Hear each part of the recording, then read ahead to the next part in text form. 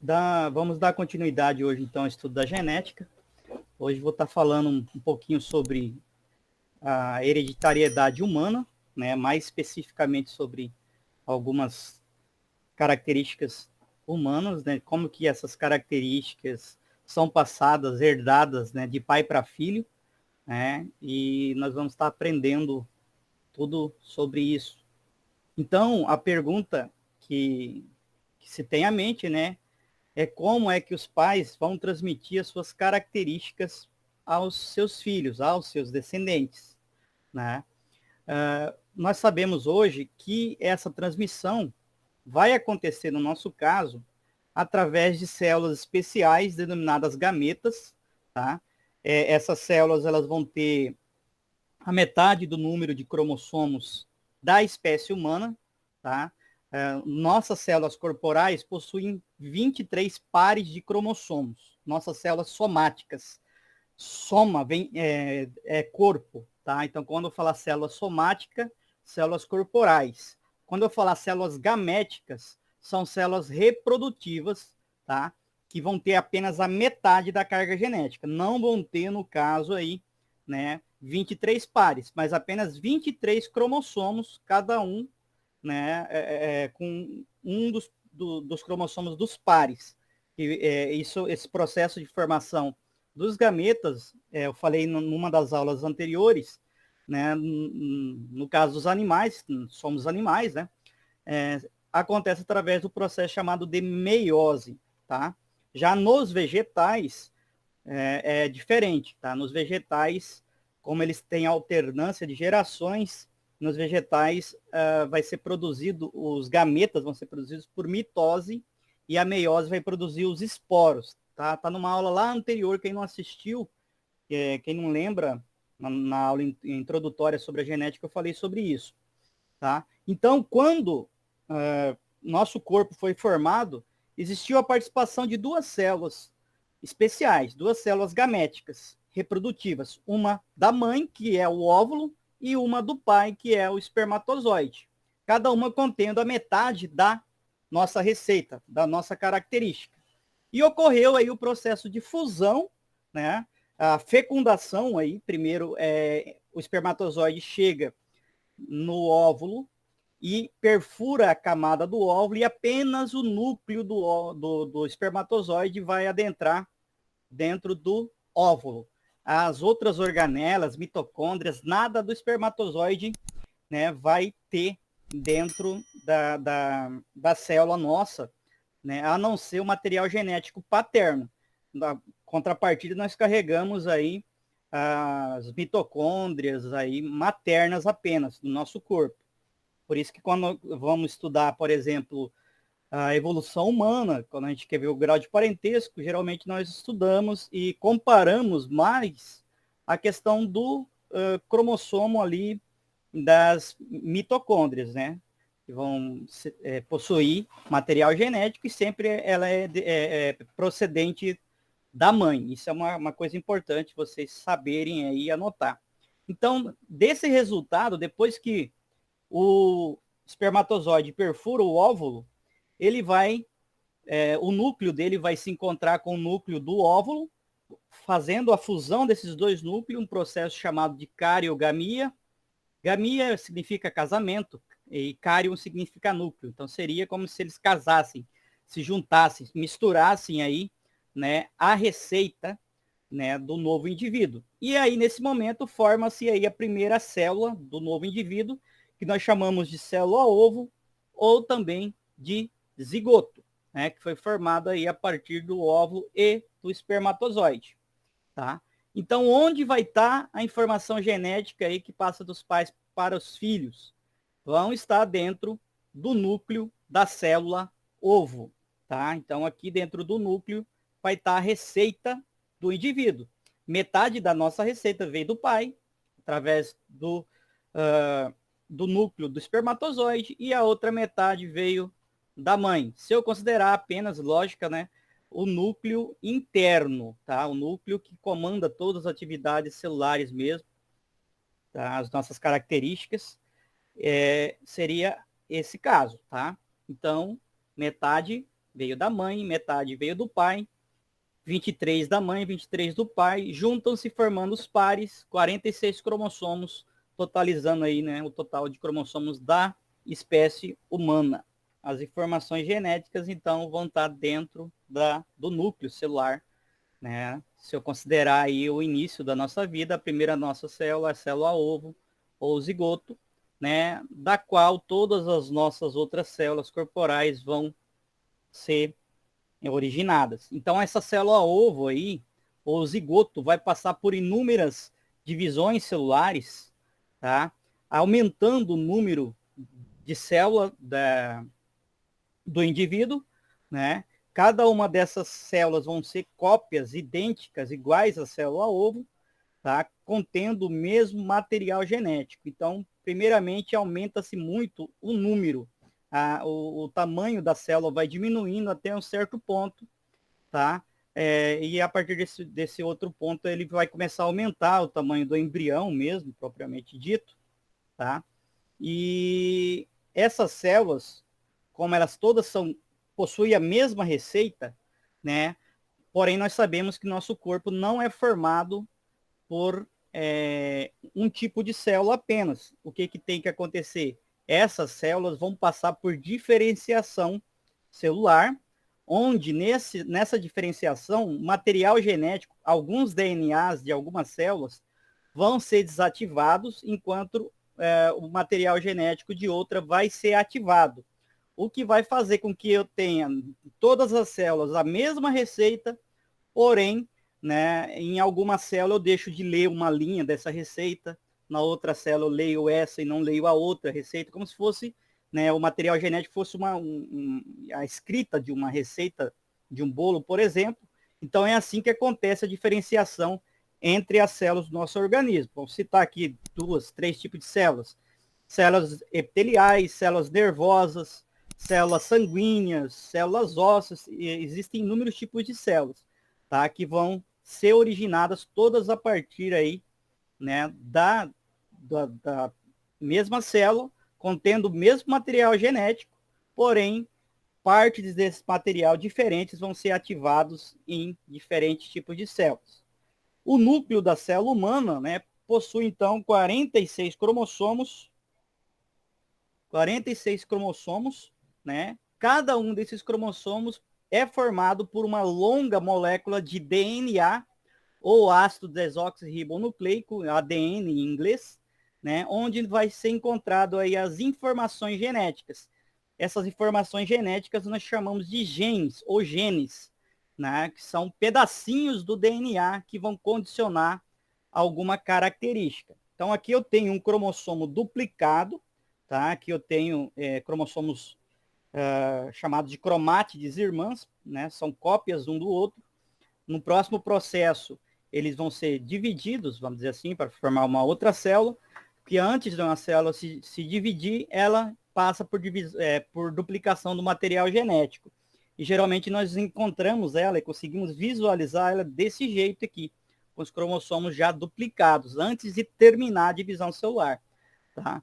Então, pedacinhos aqui desse DNA vão formar os genes que condicionam aí as características, como a cor do olho, cor da pele, altura, inúmeras, todas as nossas características, inclusive algumas anomalias, algumas doenças genéticas também.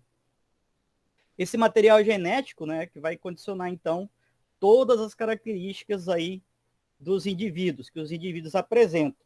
Aqui, eu estou mostrando aqui o cariótipo humano, né? Todos os cromossomos humanos desorganizados aqui, os 46 cromossomos, tá? E nós vamos agrupar eles, formar os pares. Então, cada cromossomo, isso é importante anotar, apresenta aí na sua constituição uma longa molécula de DNA, ou ácido desoxirribonucleico, tá? Que seriam, esse filamento seria o DNA, e a cada 3 pedacinhos, trincas, né, seriam aqui os genes, a informação genética estariam aqui representados por bases nitrogenadas, adenina, timina, citosina e guanina, tá? Então, o que eu quero que vocês entendam hoje é que o DNA é a molécula portadora da informação genética do indivíduo, tá? Então, essa é a molécula que transmite as características de geração em geração. Como eu já havia dito, o conjunto de todos os cromossomos de uma determinada espécie é o cariótipo. No nosso caso, o nosso cariótipo, né, vai possuir 23 pares de cromossomos, totalizando 46. Desses 23 pares, 22 pares são responsáveis por determinar as características somáticas, as características corporais, e o último par, o par 23, vai ser responsável aí pela determinação do sexo, se vai ser homem ou vai ser mulher, tá? Então aqui eu tenho o cariótipo nosso organizado, aqui desorganizado, né? Podem contar aí, vão totalizar 23 pares. Esse último par aqui é responsável, né, por determinar o sexo. E os demais são cromossomos aí, né, que vão determinar outras características. E aqui eu tenho a diferença do cariótipo masculino para o feminino. A única diferença básica, mesmo olhando assim, né, por cima, é esse último par de cromossomos. Os demais, todos vão se repetir, vão ter o mesmo tamanho, a mesma altura, tá? Então, se eu fizer a comparação entre aqui o genótipo masculino e o feminino, eu vou ver apenas isso, essa diferença. Na mulher, vai ter 2 cromossomos grandão, né, o par 23, que nós chamamos de cromossomo X. Então, o sexo feminino é determinado por XX. No homem, vai ter um cromossomo desse, X, e um cromossomo pequenininho, que é o cromossomo Y, tá? Então, olhando assim, nós podemos já concluir que quem define o sexo, no caso aqui, é o espermatozoide, porque o óvulo sempre vai carregar, ó, cromossomo X, sempre. Já o espermatozoide, não. Como ele vai dividir, né, por meiose, vai formar espermatozoides contendo cromossomo X e cromossomo Y. Então, quem vai determinar o sexo, né, durante a fecundação, quem vai levar o cromossomo, que vai fazer a diferenciação, é, né, o gameta masculino, tá? No caso da mulher, então, ó, 2 cromossomos sexuais são idênticos e nós denominamos eles de cromossomos X. Aqui a micrografia eletrônica, uma foto ao microscópio eletrônico, tá? Mostrando eles aqui. Aqui está apenas colorido e aqui a imagem real mesmo, como a gente vê, né, numa foto, na tela do computador. Não é coloridinho assim como a gente faz, né, para ficar pedagógico, didático. Então, como aqui eu tenho 2 cromossomos X, é uma mulher. Neste outro caso, né, eu já tenho aqui um cromossomo acidentadinho, pequenininho aqui, feinho, ó. Esse bichinho aqui que vai dar origem ao sexo masculino, né, aos órgãos e ao sistema reprodutor masculino. Então, no caso do homem, um dos cromossomos vai ser o cromossomo X, esse grandão, bonitão aqui, e um deles é esse bichinho feio, o cromossomo Y, né, que vai determinar, então, essa questão do sexo. Então, aqui eu vejo a diferenciação, né? O último par, o par 23, que vai ser diferente de homem para mulher.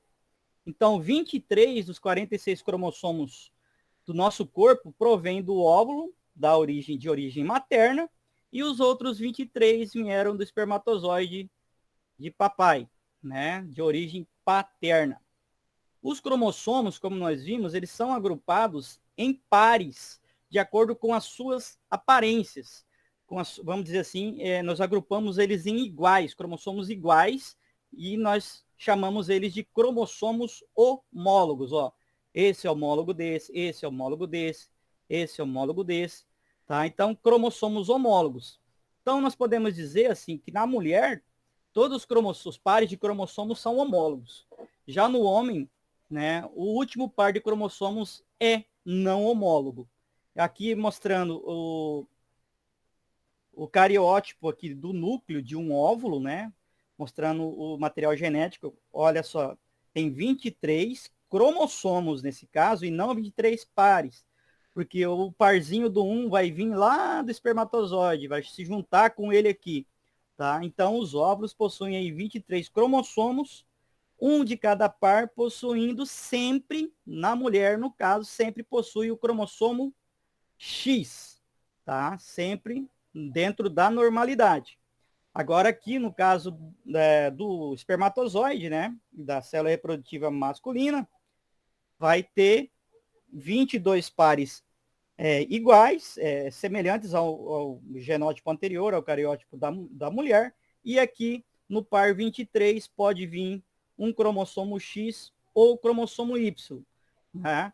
Então, essa diferenciação que vai acontecer. Os espermatozoides possuem também 23 cromossomos, um de cada par do cromossomo sexual, né, do cromossomo, e no caso, o cromossomo sexual pode ser X ou Y. Então, ele nunca vai carregar os dois, tá? Isso não acontece. Ou é X ou é Y.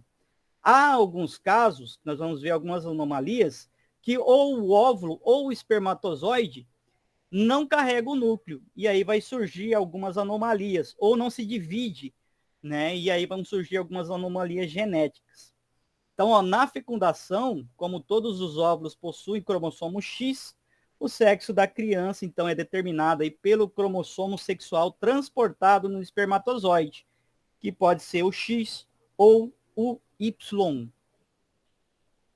Se o espermatozoide possui o cromossomo Y, vai ser o menino. Se possuir o cromossomo X, vai formar parte aquele cromossomo X lá do óvulo e vai dar origem a uma menina, tá?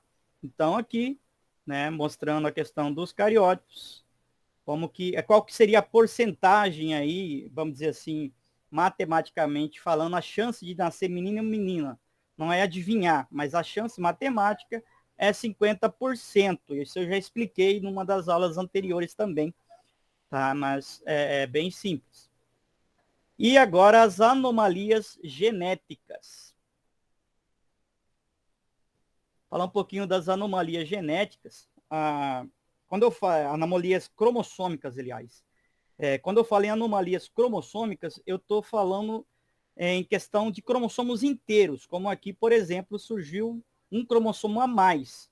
Quando eu falo em anomalias genéticas, como o daltonismo, que eu vou mostrar mais à frente, são pedacinhos de genes alterados aqui dentro dos cromossomos. Então, nesse primeiro momento, estou falando aqui de anomalias cromossômicas, onde eu vou ter a alteração do número de cromossomos. Nesse caso, né, a trissomia do 21, ou síndrome de Down, a pessoa, né, ou espermatozoide ali, né, ou o óvulo carregou, vamos dizer assim, não separou totalmente, né, durante a meiose ali, a questão desse par de cromossomos aqui. E aí, na fusão, na fecundação, né, veio a ter aqui uma trissomia, né, onde eu tenho 3 cromossomos e não 2 cromossomos. Por isso que nós chamamos de trissomia do 21, que seria o par, né, par 21, que vai ter um cromossomo a mais, que vai trazer algumas características específicas, né, da pessoa portadora. Essa outra síndrome é a síndrome de Turner, né, onde o portador, no caso aqui, vai ser sempre do fenótipo feminino e ele vai ser condicionado pela presença não de 2, não de mais cromossomos, mas pela falta de um cromossomo. Só vai ter um cromossomo X, tá? Então isso vai trazer algumas características. Como eu tenho um cromossomo X, vai ser mulher, tá? Porém, esse corpo, esse organismo feminino vai ser todo atrofiado, não vai se reproduzir, os ovários vão ser atrofiados, não vai produzir óvulos, vão ter seios pouco desenvolvidos, vai ter algum problema cognitivo também, vai ter algumas dobraduras do pescoço, né? Nós falamos pescoço alado, que nem mostrado nessa figura, que os pelos pubianos reduzidos ou ausentes, né, abaixo da cintura, né, a questão da pele solta do pescoço e a linha posterior de implantação dos cabelos, né, muito baixa aqui na nuca. Tá? Essa é uma síndrome que tem a ausência, a falta de cromossomos. E aqui a síndrome de Klinefelter, né? Que nesse caso vai ter 2 cromossomos X e um cromossomo Y. Por possuir o cromossomo Y aqui, o fenótipo vai ser masculino. Tá? Então vai ter pênis, testículos, não vai ter ovários, não vai ter os órgãos sexuais femininos, mas sim masculinos. Porém, também vai ter um problema. Vão ser órgãos sexuais atrofiados, tá? Não vão ser, vamos dizer assim, não vai conseguir se reproduzir, vamos falar assim, né? Porque são atrofiados, estéreis. Outra característica, os braços e as pernas são mais longas do que as pessoas normais. Vai ter também um grau de inteligência um pouquinho abaixo do normal, né? Não muito, e vão ser estéreis. E, além disso, vai possuir outras características. Ó. Por exemplo, o quadril, apesar dele possuir pênis e testículo, o quadril aqui é específico de mulher. É um quadril alargado, como se fosse um quadril feminino. Em contrapartida, os ombros, que geralmente nos homens são alargados, aqui no caso vai ser afilado também, como se fossem os ombros femininos. Então, essas são as características biológicas aí de um indivíduo com síndrome de Klinefelter, né? Vai ter vários, tem desenvolvimento de mamas, né? Então, ele vai ter uma mistura aí do fenótipo masculino, né? Das características masculinas com as características femininas. E aí nós temos algumas doenças genéticas, né? Como eu disse, essas doenças vão ser resultantes não do número de cromossomos que aumenta, mas sim de alterações em genes específicos, né? E aqui eu coloquei como exemplo a anemia falciforme, que vai trazer essa característica às células sanguíneas, que vão ser todas alongadas, algumas vão ser alongadas, o que vai comprometer a circulação e o transporte de oxigênio. Uma outra doença é a hemofilia, que é a pessoa que o sangue não consegue ser estancado quando tem uma cirurgia, um pequeno corte, sangra bastante, podendo chegar à morte, tá? E aqui eu coloquei como exemplo o daltonismo, que vai ser uma doença ligada, vamos dizer assim, ao cromossomo X, né? Ligada ao sexo, ao cromossomo X, e nesse caso é determinado aí por um gene, né, recessivo, tá? Um par de genes recessivos na mulher, tá? Então, o daltonismo é uma doença, vamos dizer assim, nesse caso aqui, recessiva, tá? Então, genótipo, daltônico, mulher, XDzão, XDzão, normal. O Dzão manda enxergar de boa. XDzão, XDzinho, o Dzinho fala que você não consegue enxergar, mas o Dzão fala que você consegue, quem manda é o Dzão na parada. Ele é o gene dominante, né? Quem não sabe sobre dominância e recessividade, dá uma olhada na primeira aula lá do playlist lá, né, onde eu explico isso aqui. Sempre que um gene recessivo vier na presença de um gene dominante, a característica dele não se manifesta da característica do gene dominante. Então, nesse caso, XDzão, XDzinho, a mulher vai ser normal, né? Ela vai enxergar normal, porém ela é portadora do gene que causa o daltonismo. E o XDzinho vai ser uma mulher daltônica, porque os dois Dzinhos falam que ela não vai conseguir enxergar a cor direito, né? E vai ser daltônica mesmo. O homem, como só tem um cromossomo X, então vai ser XDY, vai enxergar normal, XDzão Y, né? Enxerga normal, e o XDzinho Y vai ser homem daltônico. Isso aqui vai ter uma variação de grau de daltonismo também de uma pessoa para outra, tá? Vai ter uma grande variação. E aqui tem um testezinho, lembrando, não é um teste, é um teste mais pedagógico mesmo, né? De cores, chamado de teste das cores, de cores de Ishihara, né? Que foi um dos primeiros a pesquisar, um cientista japonês aí, que descobriu, né? Pesquisou e criou esse teste de daltonismo. Então eu peço para vocês anotarem aí a figura 1. Qual o número que vocês estão enxergando aí? Anota aí rapidinho no canto do caderno. Figura 1. Anotaram? Vou passar para o próximo. Figura 2. Anotem aí o que vocês estão enxergando aí de número. Eu vou anotar aqui, eu acho que... Deixa eu voltar aqui. Então, figura 1, figura 2. Eu já tenho dificuldade aqui. Figura 3. Anotem o que vocês enxergaram. Eu não enxerguei nada. Figura 4.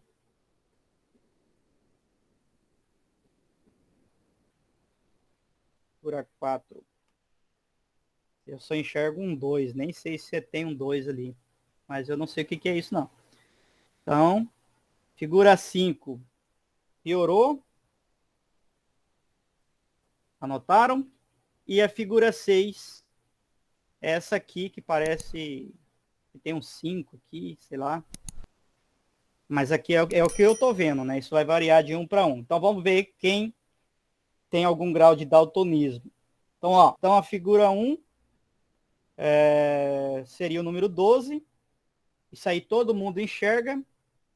Então, todo mundo, até a pessoa, todos vão conseguir enxergar, né? Sendo portador ou não aí, né, do daltonismo. Agora a figura 2 era 74. E eu enxerguei 21. Isso é legal. Anota aí o que vocês enxergaram e a resposta, segundo o teste de Shihara, é 74. A figura 3 seria o número 2. Eu não vi nada.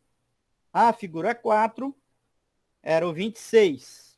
Eu só conseguia enxergar o 2, o 6, né? E a figura 5, 45. E a figura 6, o número 3, né?